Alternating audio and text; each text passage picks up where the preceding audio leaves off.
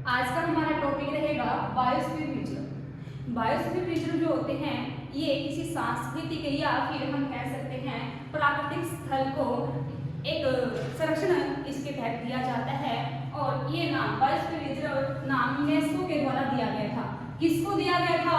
प्राकृतिक एवं सांस्कृतिक प्रदेश को ही यूनेस्को के द्वारा बायोस्फीयर रिजर्व के नाम से घोषित किया गया था।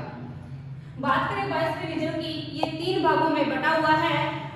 पहला भाग है कोर क्षेत्र, दूसरा भाग है बफर क्षेत्र और तीसरा भाग होता है संक्रमण क्षेत्र। कोर क्षेत्र क्या होता है? बिल्कुल बीच का क्षेत्र होता है जिसमें किसी भी प्रकार की मानव गतिविधियां या मानव का प्रवेश नहीं हो सकता, यानी कि यहाँ पर प्रतिबंध होता है और यहाँ पर किसी भी मानव की अनुमति नहीं होती। जो ये कोर वाला क्षेत्र देख रहे हो ये होता है कोर वाला क्षेत्र और इसमें सिर्फ सरकारी जो कर्मचारी वन्य जीव संरक्षण से संबंधित अधिकारी होते हैं उन्हीं को जाने की अनुमति होती है, वरना किसी व्यक्ति को वहां पर जाने की अनुमति नहीं होती। इसी के अंदर कुछ क्रियाएं की जा सकती है, जैसे मछली पकड़ना, चराई या फिर पर्यटन की अनुमति यहाँ पर किसी प्रकार की नहीं होती। लेकिन बफर जो क्षेत्र होता है इसके अंदर ये तीनों प्रक्रियाएं या कह सकते हैं तीनों एक्टिविटी करवाई जा सकती है। बफर क्षेत्र मानव की प्रवेश की अनुमति है, लेकिन किसी प्रकार की औद्योगिक प्रक्रिया या निवास स्थान यहाँ पर नहीं किया जाता। यहाँ पर सिर्फ 3 चीजें होगी हमारी जो अभी बात की, मछली पकड़ना, चराई और पर्यटन। ये तीनों क्रियाएं इसके अंतर्गत होती हैं और ये कोर का बाहर वाला क्षेत्र होता है। नेक्स्ट है संक्रमण क्षेत्र। मानव की बस्तियां, फसलें, फल वगैरह की खेती या फिर पर्यटन यहाँ पर की अनुमति होती है, लेकिन औद्योगिक क्रियाएं यहाँ पर भी अनुमति नहीं होती। बात करें भारत में 18 बायोस्फीयर रिजर्व है तथा विश्व के 120 देशों में से 686 बायोस्फीयर रिजर्व घोषित किए गए हैं यूनेस्को के द्वारा। भारत का पहला बायोस्फीयर रिजर्व नीलगिरी था, जिसको 1986 में बायोस्फीयर रिजर्व के रूप में घोषित किया गया था। सबसे बड़ा biosphere reserve Kutch biosphere reserve है जो कि गुजरात में है और इसका जो एरिया है 12,454 वर्ग किलोमीटर है। सबसे छोटा बायोस्फीयर रिजर्व डिब्रूगढ़ है जो कि असम में है और इसका जो एरिया है 765 किलोमीटर है और इसको 1997 में घोषित किया गया था। पहला समुद्री जीव मंडल रिजर्व मन्नार बायोस्फीयर रिजर्व है जो कि तमिलनाडु में है और ये श्रीलंका और भारत के मध्य स्थित है और इसका जो एरिया है 10,500 किलोमीटर स्क्वायर इसका एरिया है। बात करें बायोस्फीयर रिजर्व की, पहला बायोस्फीयर रिजर्व है नीलगिरी बायोस्फीयर रिजर्व। ये कहाँ पर है? इसका विस्तार केरल, तमिलनाडु और कर्नाटक यानी कि 3 स्टेटों में इसका विस्तार है। इसके अंदर 6 राष्ट्रीय उद्यान शामिल हैं। अरला नेशनल पार्क, मधुमलाई, मुकुर्ती, नागरहोल, बांदीपुर और साइलेंट वैली, ये 6 राष्ट्रीय उद्यान इस बायोस्फीयर रिजर्व के अंदर शामिल हैं। इसलिए इसके लिए प्रसिद्ध है नीलगिरी टार और सिंह पुंछी मकाक के लिए ये प्रसिद्ध है। नेक्स्ट है नंदा देवी बायोस्फीयर रिजर्व। इसको 1986 में घोषित किया गया और ये उत्तराखंड में है और ये भारत के लिए प्रसिद्ध है। भारत नीली भेड़ को कहा जाता है।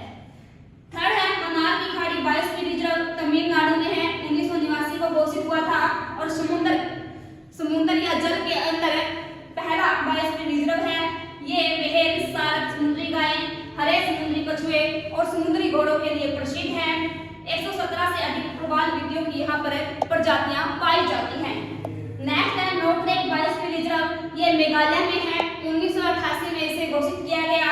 ये नीली, जंगली नींबू, सफेद मराठी आदि वृक्ष की प्रजातियों के लिए प्रसिद्ध है और यहाँ पर भूलोक बंदर पाया जाता है जो कि भारत की लुप्तप्राय प्रजाति है। और यहीं पर डेयर वाटरफॉल तथा नोकरेक हिल्स है, किसके अंदर? नोकरेक बायोस्फीयर रिजर्व के अंदर। बात करें टाइगर रिजर्व की, देखो टाइगर रिजर्व हमारे यहाँ पर छप्पन है और बायोस्फीयर जो रिजर्व है इसी के अंदर है नेशनल पार्क, टाइगर रिजर्व और वाइल्ड लाइफ सेंचुरी, तीनों इसके अंदर शामिल होते हैं। जो नेशनल पार्क होते हैं इसमें चराई और लकड़ी बुनने जैसी प्रक्रिया यह नहीं हो सकती, लेकिन जो वन्य जीव अभियान है वाइल्ड लाइफ सेंचुरी है इसके अंदर चराई और लकड़ी दोनों ही क्रियाएं की जा सकती हैं। नेक्स्ट बायोस्फीयर रिजर्व है सुंदरवन बायोस्फीयर रिजर्व। ये 1989 में शामिल किया गया और ये पश्चिम बंगाल में स्थित है। यहाँ ये टाइगर रिजर्व, राष्ट्रीय उद्यान और बायोस्फीयर रिजर्व तथा वन्य जीव अभियान सभी हैं इसके अंदर। और इसे राष्ट्रीय उद्यान 1973 में, जबकि वाइल्ड लाइफ सेंचुरी यानी कि वन्य जीव अभियान 1977 में घोषित किया गया था।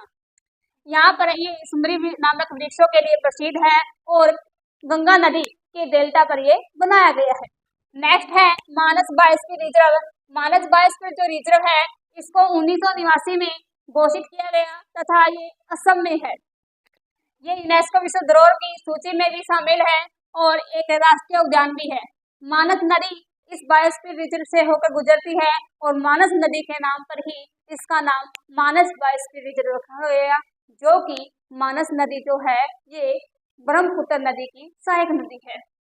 यहाँ पर प्रमुख प्रजातियों की बात करें, हार्पिड, खरगोश और पिग्मी होग तथा गेंडा यहाँ पर पाए जाते हैं। नेक्स्ट है सिमलीपाल बायोस्फीयर रिजर्व। इसको 1994 में घोषित किया गया और ये उड़ीसा के मयूरभंज जिले में स्थित है। यहाँ सर्वाधिक जैव विविधता पाई जाती है और इसमें 1265 गांव शामिल है और इन गांवों की 70% जनजाति या आदिवासी है। जो 1265 गांव है यहाँ पर 70% आदिवासी लोग रहते हैं। ये बाघों के लिए, हाथी तथा मगरमच्छ तथा बंदरों के लिए प्रसिद्ध है। नेक्स्ट है दिहांग दिबांग बायोस्फीयर रिजर्व। 1998 में इसको घोषित किया गया और ये अरुणाचल प्रदेश में स्थित है। ये लाल पांडा, कस्तूरी मृग, टाकिन, बासिन और हिमालय काला भालू के लिए प्रसिद्ध है। और यहाँ पर पौधों की प्रजातियों की बात करें, फांसी, पदम, कारकोस और पांगिंग आदि जैसे पौधे यहाँ पर पाए जाते हैं। नेक्स्ट है पंचमढ़ी बायोस्फीयर रिजर्व। 1992 में शामिल किया गया और ये मध्य प्रदेश में स्थित है। यहाँ पर पर्णपाती वन पाए जाते हैं और यहाँ पर गोंड नामक जनजाति निवास करती है और यहाँ पर सौगौन यानी कि टीक तथा साल के वृक्ष पाए जाते हैं। नेक्स्ट है कच्छ का रण बायोस्फीयर रिजर्व। 2008 में शामिल किया गया और ये गुजरात में है। और क्षेत्रफल की दृष्टि से भारत का सबसे बड़ा बायोस्फीयर रिजर्व है और यहाँ पर एशियाई शेर पाए जाते हैं। गिर के जंगल एशियाई शेरों के लिए काफी प्रसिद्ध है और ये जंगली गधा तथा गुड़खर के लिए प्रसिद्ध है। नेक्स्ट है अगस्त्यमलाई बायोस्फीयर रिजर्व। इसे 2001 में शामिल किया गया और ये तमिलनाडु तथा केरल में स्थित है। ध्यान रखना, केरल और तमिलनाडु में ये स्थित है। भारत की सबसे प्राचीन जनजाति है कनिकण का ये निवास स्थान माना जाता है। यहाँ पर 3 वन्य जीव अभ्यारण्य और एक टाइगर रिजर्व है। टाइगर रिजर्व है कलाकंड, मुदुनई तथा वन्य जीव अभ्यारण्य है शेरधुनी, पंपारा और नेयार। 3 प्रकार के वन्य जीव अभ्यारण्य यहाँ पर है। नेक्स्ट है कंचनजंगा बायोस्फीयर रिजर्व। सिक्किम में है ये और 2000 में इसको बायोस्फीयर का दर्जा दिया गया और ये 1783 किलोमीटर में फैला हुआ है, जो कि सिक्किम का कुल क्षेत्रफल का 25% है। ये दुनिया की तीसरी सबसे ऊंची चोटी कंचनजंगा पर स्थित है और यहाँ पर भूस तथा देवदार जैसे वृक्ष पाए जाते हैं। और पक्षियों की प्रजातियों की बात करें, यहाँ पर हिम तेंदुआ, फ्लाइंग गिलहरी तथा कस्तूरी मृग आदि पाए जाते हैं। नेक्स्ट है अचनकमार अमरकंटक बायोस्फीयर रिजर्व। इसे 2005 में बायोस्फीयर का दर्जा मिला और ये मध्य प्रदेश तथा छत्तीसगढ़ में स्थित है। उष्णकटिबंधीय पर्णपाती वृक्षों के लिए जाना जाता है और यहीं पर नर्मदा तथा सोन नदी इसी बायोस्फीयर से होकर गुजरती है। 2 नदियां बायोस्फीयर रिजर्व से, सोन और नर्मदा नदी, और यह एक टाइगर रिजर्व भी है। नेक्स्ट है पन्ना बायोस्फीयर रिजर्व। इसे 2011 में घोषित किया गया और ये मध्य प्रदेश में स्थित है। यहाँ पर राष्ट्रीय उद्यान और टाइगर रिजर्व भी है। टाइगर रिजर्व 1994 में बना, जबकि राष्ट्रीय उद्यान 1981 में बना था। यहाँ पर भारतीय गिद्धों की 6 प्रकार की प्रजातियां पाई जाती है। नेक्स्ट है शेषाचलम बायोस्फीयर रिजर्व। यह आंध्र प्रदेश में है और इसे 2010 में घोषित किया गया था। पेनार नदी इसी बायोस्फीयर रिजर्व से होकर गुजरती है और ये लाल चंदन के वृक्षों के लिए काफी प्रसिद्ध है। और यहीं पर तिरुपति मंदिर भी पाया जाता है। नेक्स्ट है डिब्रू सैखोवा बायोस्फीयर रिजर्व, 1997 में घोषित किया गया और असम में स्थित है। यह एक राष्ट्रीय उद्यान भी है और ब्रह्मपुत्र नदी के तट पर यह स्थित है और भारत का सबसे छोटा बायोस्फीयर रिजर्व है। नेक्स्ट है ग्रेट निकोबार बायोस्फीयर रिजर्व, 1989 में इसे घोषित किया गया और ये अंडमान निकोबार में स्थित है।